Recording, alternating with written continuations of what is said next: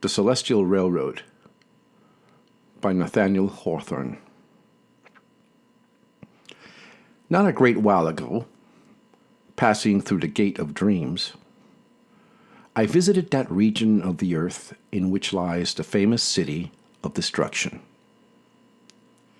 It interested me much to learn that by the public spirit of some of the inhabitants, a railroad has recently been established between this populous and flourishing town and the celestial city.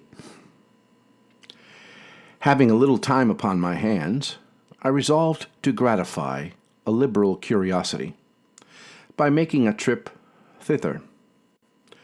Accordingly, one fine morning, after paying my bill at the hotel and directing the porter to stow my luggage behind a coach, I took my seat in the vehicle and set out for the station house. It was my good fortune to enjoy the company of a gentleman, one Mr. Smooth-It-Away, who, though he had never actually visited the celestial city, yet seemed as well acquainted with its laws, customs, policy, and statistics as with those of the city of destruction, of which he was a native townsman. Being, moreover, a director of the Railroad Corporation and one of its largest stockholders, he had it in his power to give me all desirable information respecting this praiseworthy enterprise. Our coach rattled out of the city, and at a short distance from its outskirts passed over a bridge of elegant construction, but somewhat too slight, as I imagined, to sustain any considerable weight. On both sides lay an extensive quagmire, which could not have been more disagreeable, either to sight or smell, had all the kennels of the earth emptied their pollution there. "This," remarked Mr. Smooth-It-Away, "is the famous Slough of Despond, a disgrace to all the neighborhood, and the greater that it might so easily be converted into firm ground." "I have understood," said I, "that efforts have been made for that purpose from time immemorial." "Very probable. And what effect could be anticipated from such unsubstantial stuff?" cried Mr. Smooth-It-Away. "You observe this convenient bridge.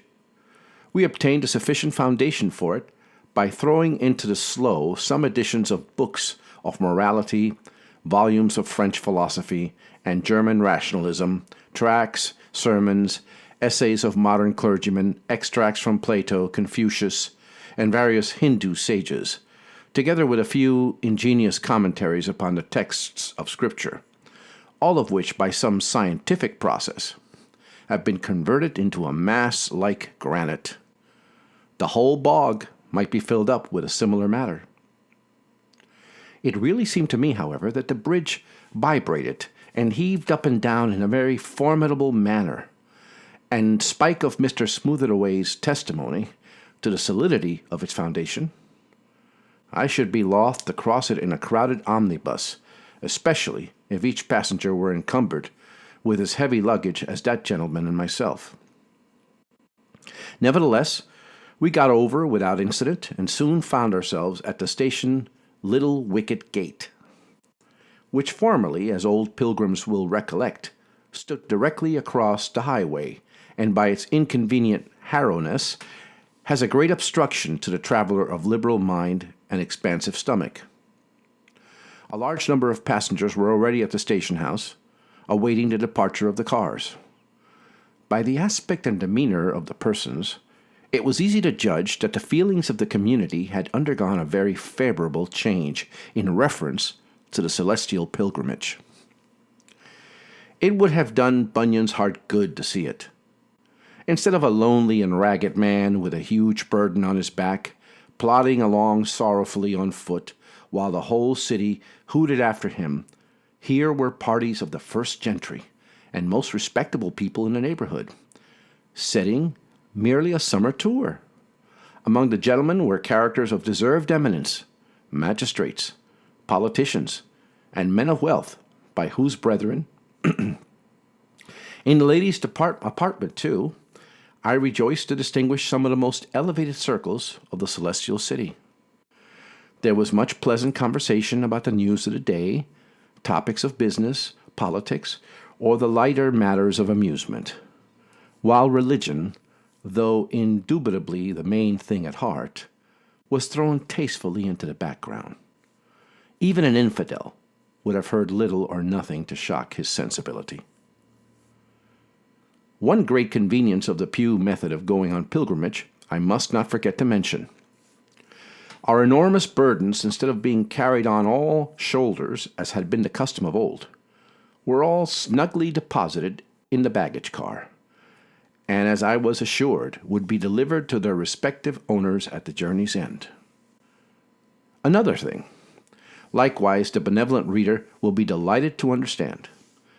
It may be remembered that there was an ancient feud between Prince Beelzebub and the keeper of the wicket gate, and that the adherents of the former distinguished parsonage were accustomed to shoot deadly arrows at honest pilgrims while knocking at the door.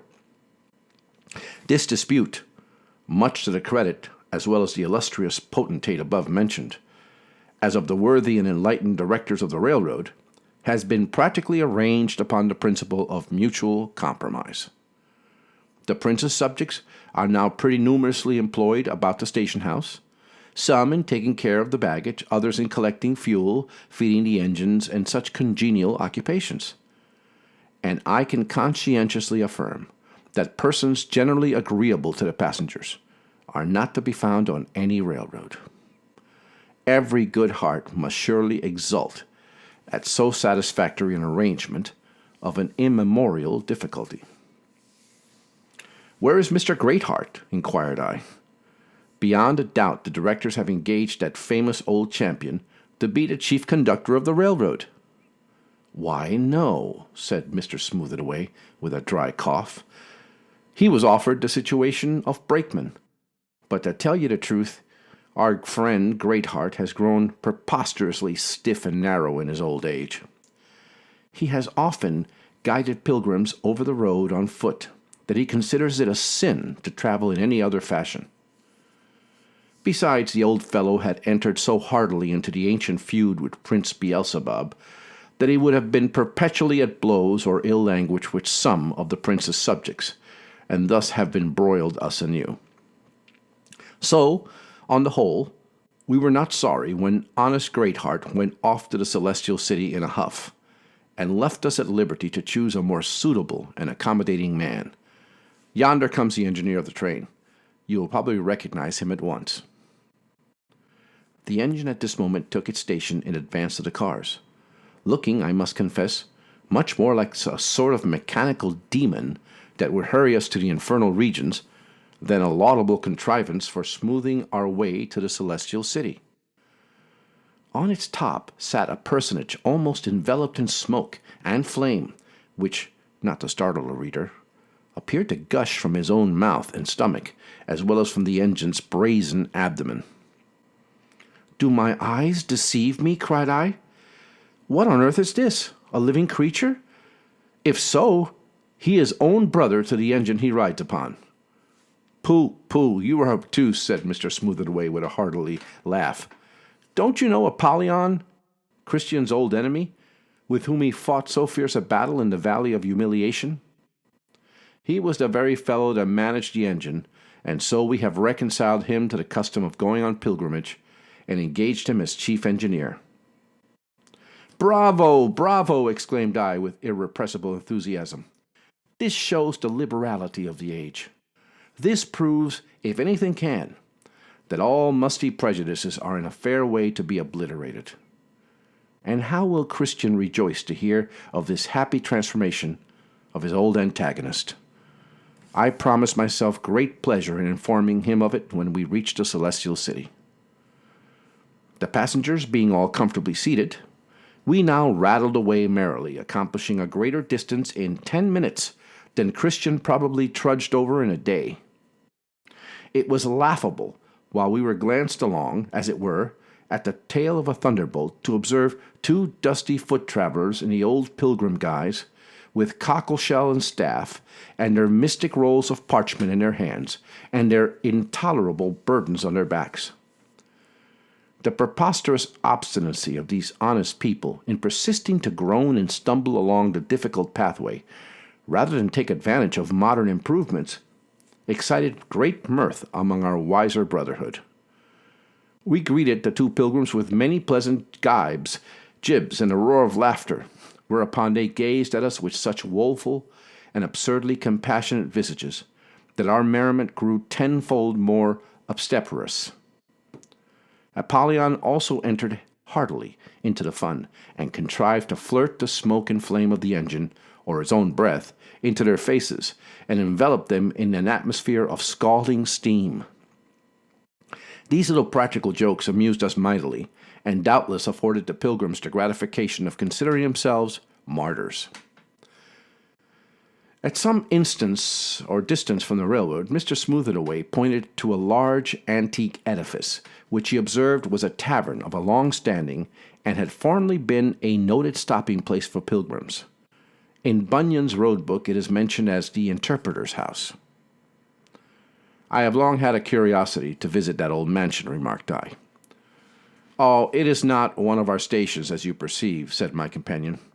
"The keeper was violently opposed to the railroad, and well he might be, as the track left his house of entertainment on one side, and thus was pretty certain to deprive him of all his reputable customers. But the footpath still passes his door, and the old gentleman now and then receives a call from some simple traveler, entertains him with fare as old-fashioned as himself." Before we talk on this subject came to a conclusion, we were rushing by the place where Christian's burden fell from his shoulders at the sight of the cross. This served as a theme from Mr. Smooth-it-away, Mr. Live for the World, Mr. Hide Sin in the Heart, and Mr. Scaly Conscience, and a knot of gentlemen from the town of Shun Repentance, to descant upon the inestimable advantages resulting from the safety of our baggage.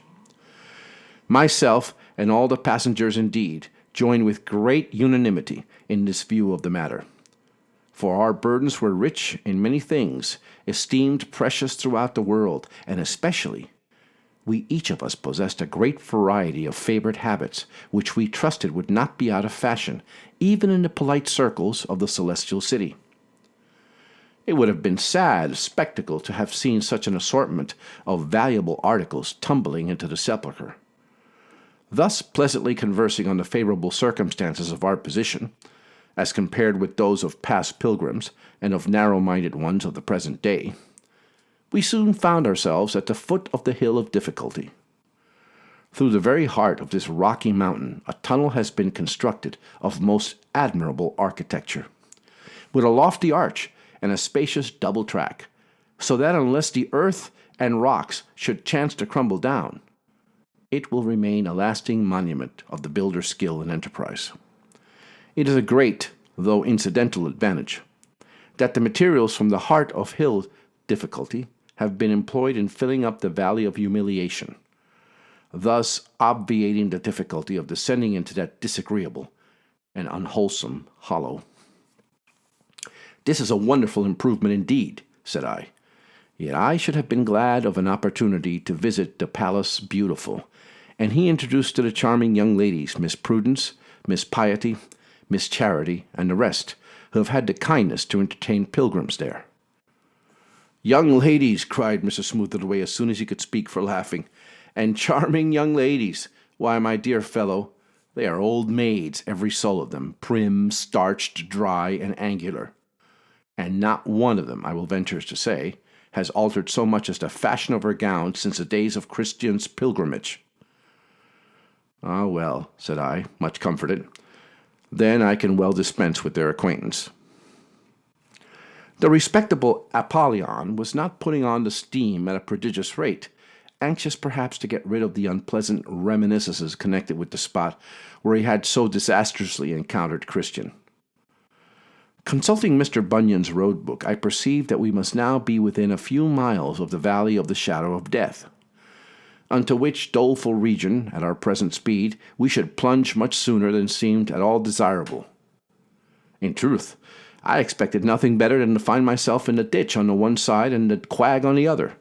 But on the communicating my apprehensions to Mr. Smooth-it-away, he assured me that the difficulties of this passage, even in its worst conditions, had been vastly exaggerated, and that, in its present state of improvement, I might consider myself as safe as on any railroad in Christendom. Even while we were speaking, the train shot into the entrance of this dreadful valley.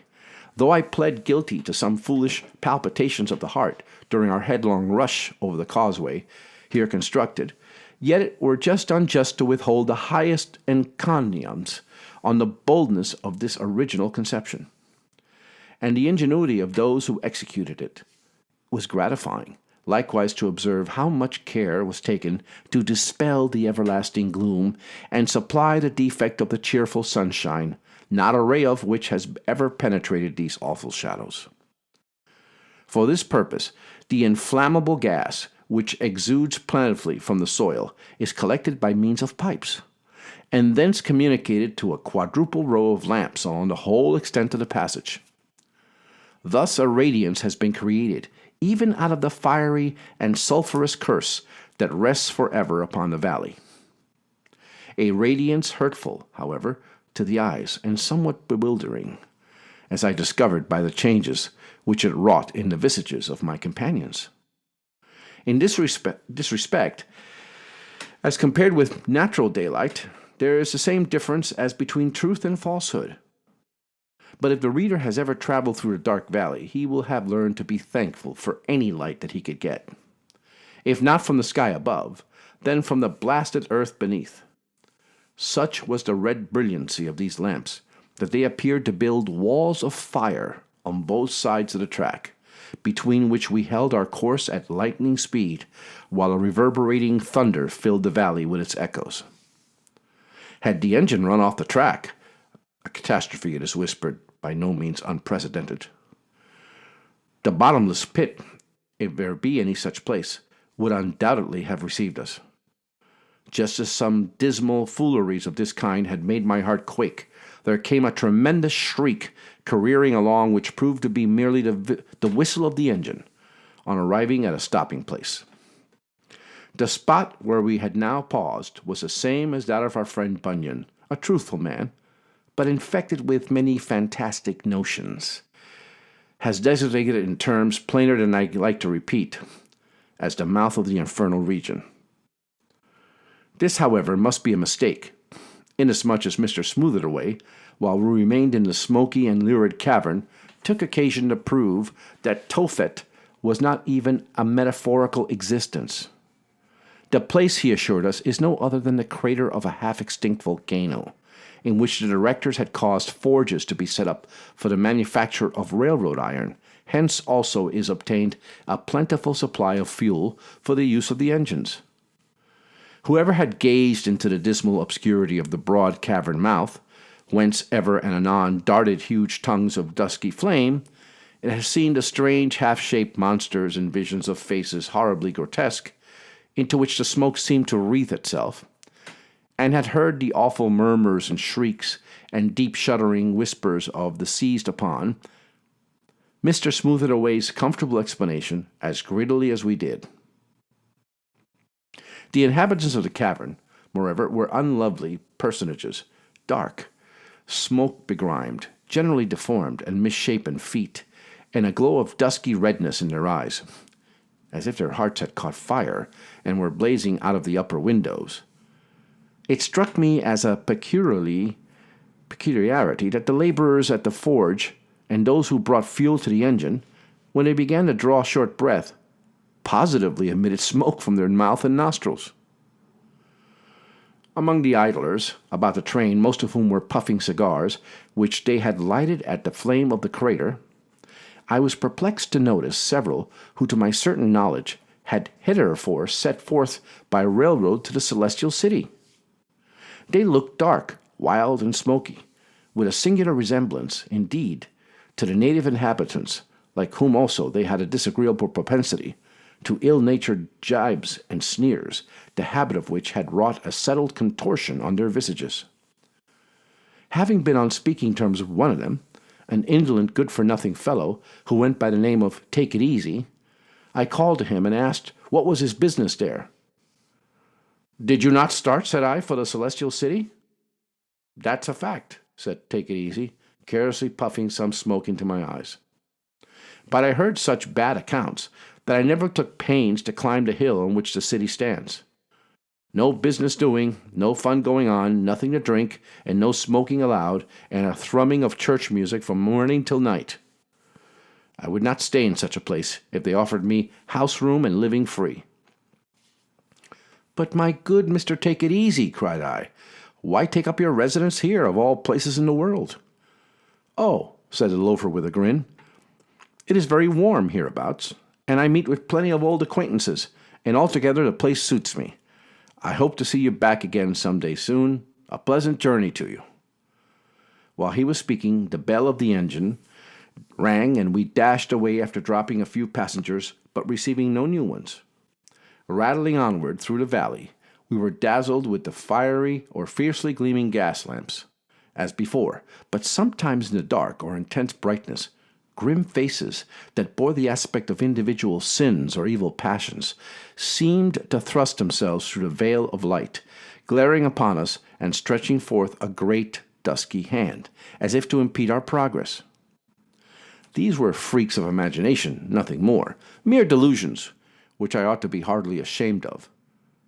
But all through the valley, the dark valley, I was tormented and pestered, and dolefully bewildered with the same kind of walking dreams. The metaphoric gases of that region intoxicate the brain. As the light of the natural day, however, began to struggle with the glow of the lanterns, these vain imaginations lost their vividness, and finally vanished with the first ray of sunshine that greeted our escape from the valley of the shadow of death. Ere we had gone a mile beyond it, I could well nigh have taken my oath that this whole gloomy passage was a dream. At the end of the valley, as John Bunyan mentions, a cavern, where in his days dwelt two cruel giants, Pope and Pagan, who had stoned the ground about their residence with bones of slaughtered pilgrims. These vile old troglodytes are no longer there. But into their deserted cave another terrible giant has thrust himself, and makes it his business to seize upon honest travelers, and fat them for his table with plentiful meals of smoke, mist, moonshine, raw potatoes, and sawdust. He is a German by birth, and is called Giant Transcendentalism. But as to his form, his features, his substance, and his nature generally, it is the chief peculiarity of his huge miscreant that neither he for himself nor anybody for him has ever been able to describe them. As we rushed by the cavern's mouth, we caught a hasty glimpse of him, looking somewhat like an ill-proportioned figure, but considerably more like a heap of fog and dark duskiness. He shouted after us, but in so strange a phraseology that we knew not what he meant, nor whether to be encouraged or affrighted. It was late in the day when the train thundered into the ancient city of Vanity, where Vanity Fair is still at the height of prosperity and exhibits an epitome of whatever is brilliant, gay, and fascinating beneath the sun. As I proposed to make a considerable stay there, it gratified me to learn that there is no longer the want of harmony between the townspeople and pilgrims, which impelled the former to such a lamentable mistake in measures as the persecution of Christian, and the fiery martyrdom of faithful. On the contrary, as the new railroad brings with it great trade and a constant influx of strangers, the Lord of Vanity Fair is its chief patron, and the capitalists of the city are among the largest stockholders. Many passengers stop to take their pleasure or make their profit in the fair, instead of going onward to the Celestial City. Indeed, such are the charms of the place, that the people often affirm it to be true and only heaven, stoutly contending that there is no other, that those who seek further are mere dreamers, and that if the fabled brightness of the Celestial City lay but a bare mile beyond the gates of vanity, they would not be fools enough to go thither.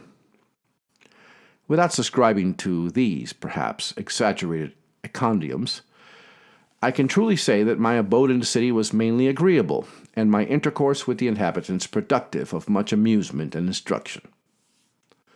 Being naturally of a serious turn, my attention was directed to the sole advantages derivable from a residence here, rather than to the effervescent pleasures which are the grand object with too many visitants.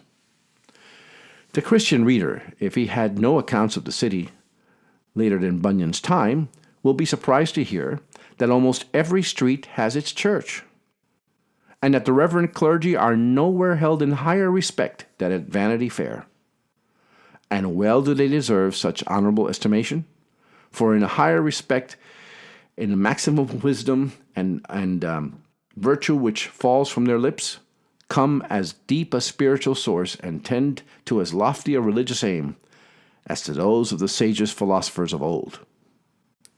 In justification of this high praise, I need only mention that the names of the Reverend Mr. Shallowdeep and the Reverend Mr. Stumble at Truth, that fine old clerical character, the Reverend Mr. To This Day, or This Today, who expects shortly to resign his pulpit to the Reverend Mr. That Tomorrow, together with the Reverend Mr. Bewilderment, the Reverend Mr. Clog the Spirit, and last and greatest, the Reverend Mr. Wind of Doctrine. The labors of these eminent divines are aided by those of innumerable lecturers who diffuse such a various profundity in all subjects of human nature or celestial science that any man may acquire an omnigenous erudition without the trouble of even learning to read.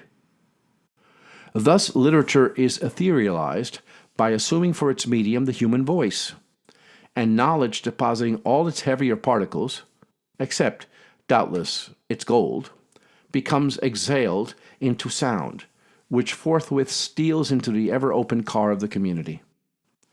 These ingenious methods constitute a sort of machinery by which thought and study are done to every person's mind without his putting himself to the slightest inconvenience in the matter.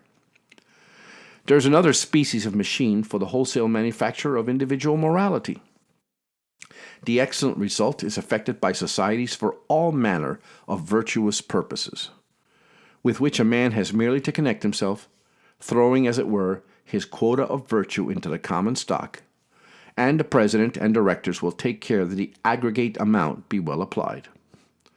All these and other wonderful improvements in ethics, religion, and literature being made plain to my comprehension by the ingenious Mr. Smooth-it-away, inspired with me a vast admiration of Vanity Fair. It would fill a volume in an age of pamphlets were I to record all my observations in this great capital of human business and pleasure. There was an unlimited range of society. The powerful, the wise, the witty, the famous in every walk of life, princes, presidents, poets, generals, artists, actors, and philanthropists, all making their own market at the fair, and deeming no price too exorbitant for such commodities as hit their fancy. It is well worth one's while, even if he had no idea of buying or selling, to loiter through the bazaars and observe the various sorts of traffic that were going forward. Some of the purchasers, I thought, made very foolish bargains. For instance, a young man, having inherited a splendid fortune, laid out a considerable portion of it in the purchase of diseases and finally spent all the rest for a heavy lot of repentance and a suit of rags. There was a sort of stock or scrip called conscience, which seemed to be in great demand, and would purchase almost anything. Indeed, few rich commodities were to be obtained without paying a heavy sum in this particular stock, as a man's business was seldom very lucrative unless he knew precisely when and how to throw his hoard of conscience into the market. Yet, as this stock was the only thing of permanent value, whoever parted with it was sure to find himself a loser in the long run. Thousands sold their happiness for a whim. Gilded chains were in great demand, and purchased with almost any sacrifice. In truth, those who desired, according to the old adage, to sell anything valuable for a son might find customers all over the fair, and there were innumerable messes of pottage, piping hot, for those who chose to buy them with their birthrights. A few articles, however, could not be found genuine at Vanity Fair. If a customer wished to renew his stock of youth, and dealers offered him a set of false teeth and an auburn wig, if he demanded peace of mind, they recommended opium or a brandy bottle. Tracts of land and golden mansions situate in the Celestial City were often exchanged at the very disadvantageous rates for a few years' lease of small, dismal, inconvenient tenements in Vanity Fair. Day after day, as I walked through the streets of Vanity, my manners and deportment became more and more like those of the inhabitants. The place began to seem like home. The idea of pursuing my course to the Celestial City was almost obliterated from my mind. I was reminded of it, however, by the sight of a simple pair of simple pilgrims at whom we had laughed so heartily when Apollyon puffed smoke and steam into their faces at the commencement of our journey. There they stood amidst the densest bustle of vanity, the dealers offering them their purple and fine linen and jewels, the men of wit and humor jibbing at them, a pair of buxom ladies ogling them askance, while the benevolent Mr. Smooth-it-away whispered some of his wisdom at their elbows, and pointed to a newly erected temple.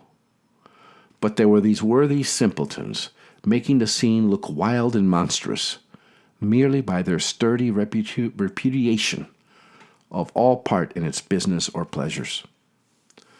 One of them, his name was Stick It to the Right, perceived in my face, I suppose, a species of sympathy and almost admiration, which to my own great surprise I could not help feeling for this pragmatic couple.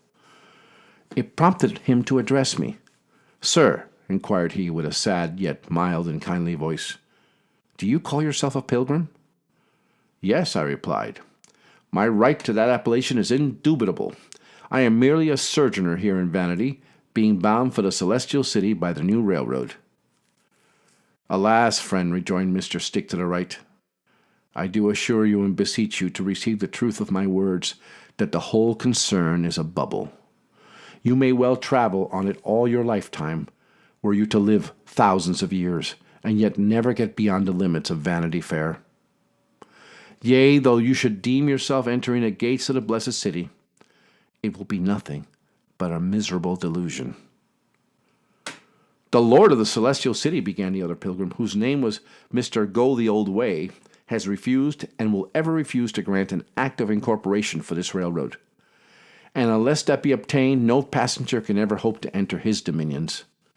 Wherefore every man who buys a ticket must lay his account with losing the purchase money, which is the value of his soul." "Pooh! Nonsense!" said Mr. Smooth-it-away, taking my arm and leading me off. "These fellows ought to be indicted for libel. If the law stood as it once did in Vanity Fair, we should see them grinning through the iron bars of the prison window." This incident made a considerable impression on my mind, and contributed with the other circumstances to indispose me to a permanent residence in Vanity Fair, although, of course, I was not simple enough to give up my original plan of gliding along easily and commodiously by railroad. Still, I grew anxious to be gone. There was one strange thing that puzzled me. Amid the occupations and amusements of the fair, nothing was more common than for a person, whether at a feast, theater, or church, or trafficking for wealth and honors, or whatever he might be doing, and however unseasonable the interruption, suddenly to vanish like a soap bubble, and be never seen of his fellows. And so accustomed were the latter to such little incidents, that they went on with their business as quietly as if nothing had happened. But it was otherwise with me. Finally, after a pretty long residence at the fair, I resumed my journey towards the Celestial City.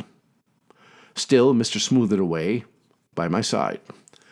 At a short distance beyond the suburbs of Vanity, we passed the ancient silver mine, of which Demas was the first discoverer, and which is now wrought to a great advantage, supplying nearly all the coin currency of the world. A little further onward was the spot where Lot's wife had stood for ages, under the semblance of a pillar of salt. Curious travelers have carried it away piecemeal. Had all regrets been punished as rigorously as this poor dame's were, My yearnings for the relinquished delights of Vanity Fair might have produced a similar change in my own corporal substance, and left me a warning to future pilgrims. The next remarkable object was a large edifice constructed of moss-grown stone, but in a modern and airy style of architecture. The engine came to a pause in its vicinity with its usual tremendous shriek. "This was formerly the castle of the redoubted giant Despair," observed Mr. Smooth-it-away. "But since his death, Mr. Flimsy-Faith has repaired it, and now keeps an excellent house of entertainment here. It is one of our stopping places." "It seems but slightly put together," remarked I, looking at the frail yet ponderous walls. "I do not envy Mr. Flimsy-Faith in his habitation. Some day it will thunder down upon the heads of the occupants." "We shall escape at all events," said Mr. Smooth-it-away, "for Apollyon is putting on the steam again." The road now plunged into a gorge of the Delectable Mountains, and traversed a field where in former ages the blind men wandered and stumbled among the tombs. One of these ancient tombs had been thrust across the track by some malicious person, and gave the train of ears a terrible jolt. Far up the rugged side of a mountain I perceived a rusty iron door, half overgrown with bushes and creeping plants, but with some smoke issuing from its crevices. "Is that," I inquired, "the very poor in the hillside which the shepherds assured Christian was a byway to hell?" "That was a joke on the part of the shepherds," said Mr. Smooth-it-away with a smile.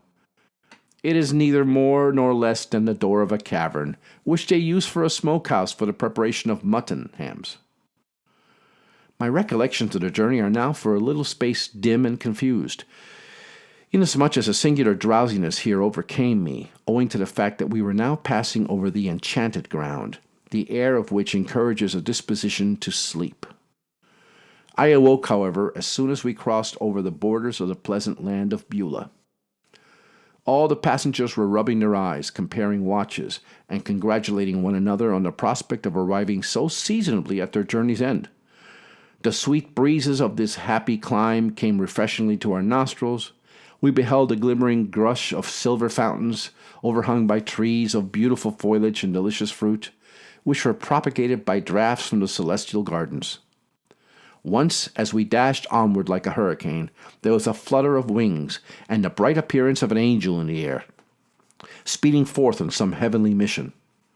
The engine now announced the close vicinity of the final station-house.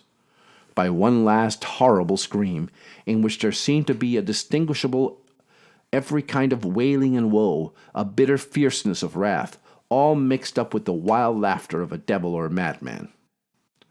All through our journey, at every stopping place, Apollyon had exercised his ingenuity in screwing the most abominable sounds out of the whistle of the steam engine.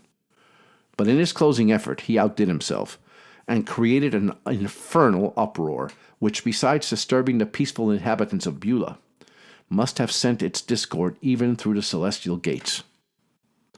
While the horrid clamor was still ringing in our ears, we heard an exulting strain, as if 1,000 instruments of music, with height and depth and sweetness in their tones, at once tender and triumphant, were struck in unison to greet the approach of some illustrious here, who had fought the good fight and won a glorious victory, and was come to lay aside his battered arms forever. Looking to ascertain what might be the occasion of this glad harmony, I perceived, on alighting from the cars, that a multitude of shining ones had assembled on the other side of the river to welcome 2 poor pilgrims who were just emerging from its depths. There were the same whom Apollyon and ourselves had persecuted with taunts and jibes, and scalding steam at the commencement of our journey, the same whose unworldly aspect and impressive words had stirred my conscience amid the wild revelers of Vanity Fair. Never fear, answered my friend. "Come, make haste. The ferry boat will be off directly, and in 3 minutes you will be on the other side of the river. No doubt you will find coaches to carry you up to the city gates." A steam ferryboat, the last improvement of this important route, lay at the riverside, puffing, snorting, and emitting all those other disagreeable utterances which betokened the departure to be immediate. I hurried on the boat with the rest of the passengers, most of whom were in great perturbation. some bawling out for their baggage, some tearing their hair and declaring the boat would explode or sink, some already pale with the heaving of the steam, some gazing affrighted at the ugly aspect of the steersman, and some still dizzy with the slumbering influences of the enchanted ground. Looking back to the shore, I was amazed to discern Mr. Smoothaway waving his hand in token of farewell. "Don't you go over to the Celestial City?" exclaimed I. "Oh, no," answered he, with a queer smile, and that same disagreeable contortion of visage which I had remarked in the inhabitants of the dark valley. "Oh, no. I have come thus far only for the sake of your pleasant company. Goodbye. We shall meet again."